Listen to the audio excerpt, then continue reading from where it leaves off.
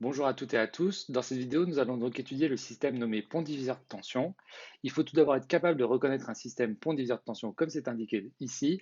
Et l'exemple le plus simple que je vais utiliser, du coup, pour pouvoir vous expliquer ce qu'est un système pont diviseur de tension, c'est tout simplement deux conducteurs ohmiques de résistance R1 et R2 qui sont placés en série. Il n'y a pas de courant qui sort ici dans cette branche-là. Donc, le courant qu'on peut appeler par exemple I ici, qui circule à travers R1, va traverser aussi R2. Ici, ce n'est pas un nœud du coup. Et du coup, c'est donc un système qui est constitué de deux conducteurs ohmiques en série, de résistance R1 et R2. On a un signal que j'appelle le signal d'entrée du système qui est aux bornes de R1 et R2. Ici, on voit bien E1, E de T, pardon, c'est la tension entre ce point-là et ce point-là, c'est-à-dire entre ce point-là ici et ce point-là ici.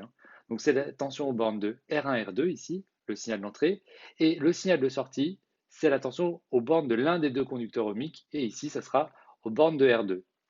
Donc le courant de sortie, j'insiste, est nul. Ça veut dire qu'en fait ici, on mesure en fait le signal de sortie à l'aide d'un ohmmètre, par exemple si c'est des tensions constantes, ou alors d'un oscilloscope ou d'une carte d'acquisition, si c'est des tensions qui varient au cours du temps. La relation, je vous la donne tout de suite, qui lie le signal de sortie au signal d'entrée, c'est R2 sur R1 plus R2 fois le signal d'entrée, et donc la valeur à l'instant T, c'est égal à la valeur au même instant du signal de sortie. Donc, cette formule, pardon, nous allons la démontrer dans quelques instants. On retiendra juste, pour ne pas se tromper, donc au dénominateur, on a R1 plus R2. Ici, on cherche le signal de sortie.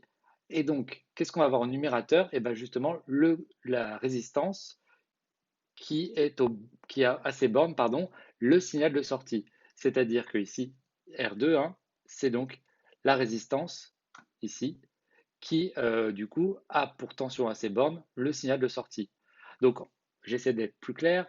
Au numérateur, vous aurez toujours, en fait, la résistance qui correspond au signal de sortie. J'en profite aussi, j'ai pris un pont diviseur avec seulement deux conducteurs ohmiques. J'aurais pu en prendre avec trois conducteurs ohmiques, quatre conducteurs ohmiques, cinq conducteurs ohmiques qui sont toujours placés en série. Donc là, il faudrait imaginer par exemple R1, R3, R4, R5, R6. Et donc, on a R2 ici. Donc, tous ces conducteurs ohmiques sont en série. Et donc, on aurait R2 sur R1 plus R3 plus R4 plus R5 plus R6 plus etc. Ici, on généralise cette formule ici, ainsi. Donc, maintenant qu'on a vu la formule, on va essayer de la démontrer, cette formule du pont diviseur de tension. J'ai besoin du coup de paramétrer le système pont diviseur de tension. Donc le signal d'entrée et le signal de sortie restent bien sûr les mêmes et ont le même nom. J'ai juste nommé la tension ici aux bornes de R1 U1 et je la mets bien en convention récepteur. Le courant I du coup qui traverse R1 et R2, je vous rappelle qu'ils sont en série, donc je l'appelle I de T ici, il varie au cours du temps si la tension E de E varie au cours du temps. Et je crois que c'est tout ce que j'ai besoin de vous dire. Ensuite, donc, on va vouloir essayer de trouver l'expression littérale donc de S en fonction de E, c'est-à-dire la formule que je viens de vous donner. S, c'est R2 sur R1 plus R2 fois E. Première chose, il faut exprimer en fait la tension U1, sachant que U1, c'est la tension de bande d'un conducteur ohmique. Donc, on utilise la loi d'Ohm. Ici, ça fait R1 fois I. Je suis en convention récepteur, il n'y a pas de moins. Ensuite, je fais la même chose pour S, la tension ici aux bornes de R2. On constate que bien sûr ici on a la même intensité qui traverse R1 et R2. On applique notre loi des mailles. Alors j'ai décidé ici de prendre un sens positif de la maille dans le sens inverse des aiguilles d'une montre. Donc S et U1 sont positifs. Par contre ici je vais mettre moins E, ce qui donne ici S plus U1 moins E égale 0, ou encore E c'est égal à S plus U1. Pourquoi je les mets dans ce sens-là? Parce que souvenez-vous, nous on veut exprimer S en fonction de E ici. Donc je mets d'un côté S, de l'autre côté E, donc le signal de sortie, le signal d'entrée. Et le problème, bien sûr, vous l'avez compris, c'est U1. Donc on va essayer déjà de remplacer U1 par son expression, R1 fois I. Et on sait que I aussi, c'est, en utilisant cette relation-là, S sur R2. Donc je vais remplacer I ici par S sur R2, ce qui me donne donc l'expression qui est là. Il ne me reste plus qu'à factoriser par S pour pouvoir avoir cette expression ici, 1 plus R1 sur R2 fois S c'est égal à E, et moi je veux le signal de sortie égale le signal d'entrée. Avant de faire passer ce facteur de l'autre côté, je vais juste tout mettre au même dénominateur, ça sera plus simple. 1 plus R1 sur R2, ça revient à écrire en fait R2 sur R2 plus R1 sur R2. Donc ça fait R2 plus R1 sur R2. Et donc maintenant on fait passer ce coefficient-là de l'autre côté, Et donc, ça va faire, en fait, c'est comme si je multipliais par R2 sur R1 plus R2 de chaque côté, ou que je divisais par R2 plus R1 divisé par R2 de chaque côté. Et ça donne ici la formule qu'on avait au départ. Donc là, on vient de démontrer la formule du pont diviseur de tension pour simplement deux résistances en série. Maintenant, on va essayer juste un petit peu d'exploiter cette relation. Qu'est-ce que ça veut dire en fait un pont diviseur de tension? Qu'est-ce que ça signifie? À quoi ça sert? Alors déjà, pour pouvoir essayer de comprendre ce qu'est le pont diviseur de tension, on peut déjà exprimer ce qu'on appelle sa transmittance. Sa transmittance, c'est tout simple, hein, c'est le signal de sortie divisé par le signal d'entrée. Pourquoi? Parce qu'on étudie toujours, pour comprendre ce que fait un système, ce qu'on a en sortie par rapport à ce qu'on avait envoyé en entrée. Et donc, ici, bah, tout simplement, hein, si on fait sortie sur entrée, il va nous rester juste le coefficient R2 sur R1 plus R2. Ça veut dire quoi ça? Ça veut dire qu'en fait, quel que soit en fait l'instant T, ici, hein, quel que soit l'instant T où on étudie le signal d'entrée, le signal de sortie par rapport au signal d'entrée, en fait, la division de ces deux signaux, ça donnera toujours le même coefficient, R2 sur R1 plus R2. D'ailleurs, j'en profite tout de suite, R2 sur R1 plus R2, c'est forcément plus petit que 1, si on réfléchit un petit peu, hein. Vous pouvez prendre un exemple, si R2 c'est 10 kΩ et R1 c'est 20 kΩ, ça fait 10 sur 30, hein, ici, c'est bien plus petit que 1. Ici, à chaque fois, ce sera le cas. Donc, c'est bien un système qui va du coup, en fait, diviser la valeur du signal d'entrée pour pouvoir justement obtenir le signal de sortie. C'est ce que j'ai écrit ici, hein. Et je continue, je reviendrai sur cette phrase juste après. Ça veut dire que du coup, le rapport signal de sortie sur signal d'entrée, c'est une constante. Ça veut dire, ça, je viens de vous l'expliquer, que ça ne dépend pas de l'instant T. Et en plus, ici, si on imagine que le signal d'entrée, c'est un signal sinusoïdal alternatif, par exemple, le rapport du coup S sur E sera toujours le même, quelle que soit la fréquence que l'on envoie ici pour le signal sinusoïdal alternatif.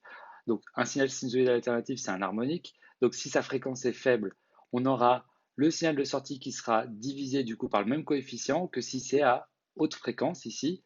Et donc ça veut dire que ce système-là, hein, du coup, a toujours la même réponse, quelle que soit la fréquence du signal d'entrée. Donc, ce n'est pas du tout un filtre, hein, c'est ce qui est écrit ici. Ce n'est pas un filtre ici, vu qu'on soit à basse ou à haute fréquence, la réponse est toujours la même. Tous les harmoniques sont traités de la même façon, ils sont tous divisés ici par le même coefficient. Ensuite, pour pouvoir vraiment vous illustrer ça, je vous propose justement qu'on se mette avec un signal sinusoïdal alternatif en entrée. Alors là, il n'y a pas de légende pour indiquer qui est l'entrée, qui est la sortie, mais vu qu'on est avec un pont diviseur, on comprend très rapidement, hein, que du coup, celui qui est en très plein, c'est le signal d'entrée, celui qui est en pointillé, c'est le signal de sortie. Je vous ai écrit ici leur représentation temporelle, donc l'amplitude est de 1 pour l'entrée, la fréquence ici, hein, 700 Hz, donc je suis plutôt à entre guillemets basse fréquence, et le signal de sortie, son expression est ici, son expression numérique temporelle, hein. Ici, on est à donc 0,5 en amplitude, cosinus de pareil, même fréquence, un même motif, donc on est d'ailleurs en régime sinusoïdal forcé ici, donc cosinus de 100 pt. On remarque que du coup, en entrée, la phase à l'origine était nulle, et en sortie aussi, donc les deux signaux ne sont pas déphasés, hein, l'un par rapport à l'autre d'ailleurs. Et du coup, si on exprime H, qui est le signal de sortie sur le signal d'entrée, ben, on constate que la dépendance en T disparaît ici. Et du coup, il nous reste juste, donc les cosinus disparaissent, hein, en haut et en bas, il nous reste juste 0,50 divisé par 1, c'est-à-dire 0,50. C'est-à-dire que, en fait, quel que soit l'instant T, à n'importe quel instant T, le signal de sortie est toujours la moitié de ce qu'on avait en entrée. On prend par exemple l'instant ici à 9 millisecondes. En entrée, on était à 0,8 volts et en sortie, on est à 0,4 volts. Et vous pouvez faire ça à tous les instants, ça sera tout le temps le cas, on est à 0,50 de rapport entre l'entrée et la sortie. On a divisé tout simplement l'entrée par deux. Maintenant, si je change la fréquence, on vient de voir théoriquement qu'on devrait avoir la même chose. Qu'est-ce que j'entends en disant la même chose? C'est qu'à chaque instant, le rapport S sur E vaille 0,50 et en fait que du coup, ça ne dépend pas de cette fréquence. Et je vous propose tout de suite justement d'observer ce qu'on obtient quand on est à 10 000 Hz. Donc j'ai augmenté la fréquence ici en entrée. Eh bien, on a bien une période ici de 100 microsecondes, hein, ce qui n'était pas le cas tout à l'heure. On a le signal d'entrée et de sortie qui ont ces expressions numériques temporelles. On a bien une fréquence ici, hein, de 2 pi, enfin de f égale 10 000, donc ça fait une pulsation de 20 000 pi, hein, ici, qu'on multiplie par t. La phase à l'origine ne bouge pas, hein. En entrée, on a une phase à l'origine nulle, en sortie aussi, du coup, ça crée un déphasage entre les deux signaux qui est nul. Et le rapport S sur E est toujours égal à 0,50. Donc vous voyez, on retrouve bien, hein, ce qu'on avait prédit grâce à l'expression donc de S sur E pour le pont diviseur de tension, qui était constitué de deux résistances. Maintenant, on va justement généraliser ce pont diviseur de tension. Et cette généralisation, en fait, ça consiste à dire que ce système qui est ici, le système RC, le système qui est ici, le système RLC, et le système qui est ici, par exemple, RCL, ce n'est pas les seuls exemples, je vous en donne plusieurs, et ben, on peut aussi les voir comme des ponts diviseurs de tension. Alors ici, pourquoi? Parce que ça reste des dipôles en série. Aux bornes de ces deux dipôles en série, j'ai la tension qui est toujours la même, qui est ici, enfin notée de la même façon, le signal d'entrée. Le signal d'entrée, par exemple, ici, il est bien aux bornes de R, C et L. Je vous reprécise que ici, d'ailleurs, ici j'ai un condensateur de capacité C. Ici, c'est une bobine idéale d'inductance L. Et là, c'est un conducteur ohmique de résistance R. Donc, tous ces systèmes peuvent être vus comme des ponts diviseurs. On va parler justement de généralisation du pont diviseur de tension. Pour pouvoir généraliser, en fait, on va toujours se placer avec des signaux d'entrée ici, ici et ici, qui sont des signaux sinusoïdaux alternatifs. D'amplitude ici, je les écris comme ça, E, de pulsation oméga, donc qui vaut toujours de πf. Et en sortie, en fait, on constate que l'amplitude, à cette fois-ci, pour ces signaux, enfin, l'amplitude va être différente, je vais la noter UM, on aura la même pulsation parce qu'on est en régime sinusoïdal forcé et on aura aussi éventuellement un déphasage qui va apparaître entre la sortie à l'entrée. Ça vient du fait qu'on n'utilise plus que des conducteurs ohmiques, mais aussi une bobine idéale ou un condensateur ici. Du coup, comme on est en régime sinusoïdal forcé, on va passer justement par une notation complexe. Et les signaux complexes ici vont s'écrire ainsi, tout simplement pour faire rapide, le cosinus va devenir exponentiel de j. Ici, j, c'est le nombre mathématique qui donne j carré égale moins 1, ça correspond à votre i peut-être en mathématiques. Je vous rappelle aussi, pour pouvoir aborder ce problème du pont diviseur de tension généralisé, je vous rappelle que en fait, les dipôles bobine idéale, condensateur et conducteur ohmique, en fait, ils ont une grandeur qui les caractérise, qu'on appelle l'impédance, qui est en fait tout simplement le rapport de la tension à leur borne divisé par l'intensité qui les traverse. Et en complexe, ici, ces impédances, il faut les connaître par cœur. L'impédance d'une bobine, c'est JL oméga ici. L'impédance d'un condensateur, c'est 1 sur JC oméga. Et l'impédance d'une résistance, c'est beaucoup plus simple, c'est un nombre réel en fait, c'est sa résistance. Donc ici, j'insiste, retenez bien, si jamais vous avez pas ça en tête, l'impédance, c'est donc en fait le rapport entre, ici par exemple pour la bobine, la tension aux bornes de la bobine divisée par l'intensité qui la traverse en convention toujours récepteur. Et donc, maintenant qu'on a vu ça, qu'on a fait ces petits rappels et qu'on sait qu'on est en régime sinusoïdal forcé, eh bien, en fait, on va pouvoir aborder ici le pont diviseur généralisé de cette façon-là. Alors, comme tout à l'heure, j'ai pris deux impédances en série, pour faire plus simple. Ici, il n'y a pas de courant qui sort, comme précédemment. C'est le même courant qui traverse Z1 et Z2. La tension E que j'écris en complexe ici, elle est aux bornes de Z1, Z2. Et la tension de sortie, c'est la tension aux bornes d'une des deux impédances ici. Donc, ça sera ici Z2. Donc, pour ceux qui ne comprennent pas, ici, ce n'est pas une résistance et une résistance. Ici, ça peut être une bobine et un condensateur ici. Ou par exemple, une résistance ici et une bobine ici. Vous voyez, il faut juste remplacer Z1 et Z2 dans votre esprit par soit ZL, soit ZC, soit ZR. Et la formule du pont diviseur généralisé, ici, c'est très proche de ce qu'on vient de faire au début de la vidéo.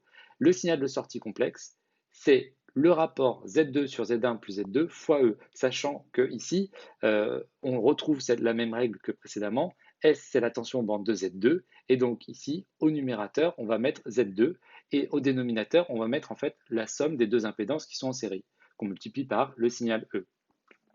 Et pour pouvoir redémontrer cette formule, en fait, vous allez voir que la démonstration est très proche aussi. Il faut que je reprenne mon système, que je paramètre la tension et l'intensité qui traverse Z1 ici, la tension bande de Z1 et l'intensité qui traverse Z1. Donc je vais les appeler U1 et I comme précédemment, sauf que ici c'est des grandeurs complexes. U1 souligné et I qui traverse. Je suis bien en convention récepteur pour Z1 et je suis aussi en convention récepteur pour Z2. Donc je vais écrire la loi des mailles ici, dans la boucle qui est donc ici. Je vais à nouveau prendre un sens positif dans le sens inverse des aiguilles d'une montre, ce qui va me conduire pour ma loi des mailles à E égale U1 plus S. Toujours souligné pour indiquer que c'est des complexes. Et c'est là où ça change un petit peu. En fait, précédemment, nous n'avions que des conducteurs ohmiques. Donc, on avait la loi d'Ohm qui disait U égale RI, pour faire simple. Là, en fait, on va utiliser la loi d'Ohm généralisée, c'est-à-dire que je vous ai bien dit que Z1, c'était la tension à ces bornes divisé par l'intensité. Donc U1 sur I, c'est égal à Z1 en convention récepteur. Et bien du coup, c'est ce que j'ai écrit ici, hein. U1, c'est Z1 fois I ici, hein. Donc en fait, si vous regardez, c'est très proche, hein, de la loi d'Ohm, U égale RI ici, hein. Donc U1, c'est Z1 fois I. Même chose pour le signal de sortie, c'est donc S, c'est donc Z2 fois I. C'est la même intensité qui traverse. Ensuite, tout simplement, on va prendre l'expression ici 1, et comme précédemment, en fait, je vais remplacer ici tout simplement U1 par Z1 fois I. Et I, je sais que c'est aussi S sur Z2. Donc je vais remplacer I par S sur Z2. Et il me reste à factoriser par S comme précédemment. Donc ça fait Z1 sur Z2 plus 1 fois S. C'est vraiment la même structure de la démonstration, hein. Après, je vais mettre tout ça au même dénominateur avant de faire passer de l'autre côté un coefficient. Ça va faire Z1 plus Z2 sur Z2. Tac, alors je peux l'enlever. Et après, il ne reste plus qu'à écrire S égale en faisant passer ça de l'autre côté, sachant que ça veut dire quoi de le faire passer de l'autre côté? Bah, tout simplement, c'est de multiplier par Z2 sur Z1 plus Z2 de chaque côté. Et donc, on va trouver S égale Z2 sur Z1 plus Z2 fois E.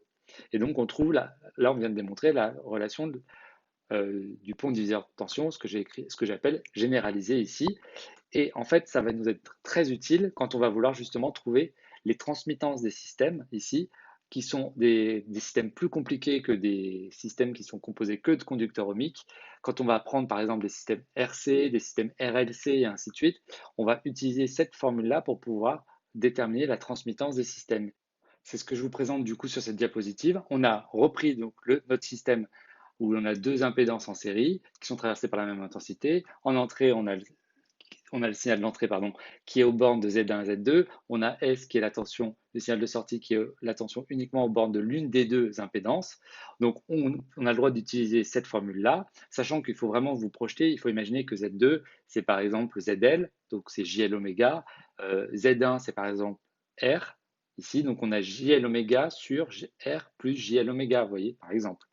Et donc, nous, ce qu'on va vouloir trouver, c'est la transmittance du système, c'est-à-dire S sur E. Et d'ailleurs, on constate, hein, que j'ai commencé à dire ici, hein, que ça allait dépendre de oméga. Alors, ça peut dépendre de oméga. Dans mon exemple que je viens de vous donner avec la bobine et la résistance, ça sera le cas. Et donc, ici, en fait, la transmittance, ça va donc donner juste le rapport Z2 sur Z1 plus Z2 ici. Et j'ai bien écrit que ça peut dépendre de la fréquence du signal d'entrée. Donc, dans mon exemple, ça va être le cas. Mais ça peut aussi ne pas en dépendre. Si Z1 et Z2, ce sont juste des conducteurs ohmiques, en fait, on va retomber sur notre premier cas qu'on a fait dans la vidéo. On aura R2 sur R1 plus R2. Voilà. Donc, si vous voulez, ça, c'est vraiment le cas plus général du pont diviseur qui englobe le premier. Et enfin, juste pour terminer là-dessus, si jamais vous avez un système pont diviseur de tension avec trois impédances, donc ici en série, toujours un Z1, Z2, Z3, le signal de sortie est aux bornes de Z3 et le signal d'entrée est aux bornes de Z1, Z2, Z3. Ils sont parcourus Z1, Z2, Z3 par la même intensité. Vous pouvez généraliser la formule ici. Le signal de sortie, c'est donc Z1. Donc, d'ailleurs, il y a une erreur, c'est pas Z1, c'est Z3, vu que la tension de sortie est aux bornes de Z3 ici, sur la somme des trois impédances fois le signal d'entrée. Et donc votre transmittance ici, ça sera juste ce que je surligne ici, hein. On a ici la transmittance du système. Voilà pour cette vidéo autour du pont diviseur de tension.